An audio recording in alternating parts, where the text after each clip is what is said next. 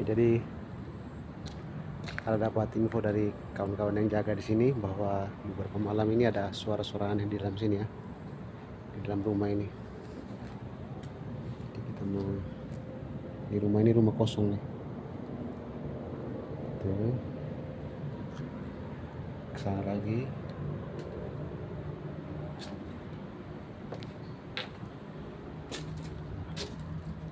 Seberapa ke horornya kita nggak tahu, seperti itu di dalam sana ya. No, terbengkalai semua atap-atap ini.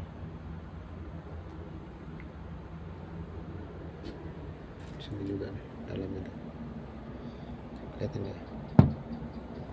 Nah, seperti itu dalamnya.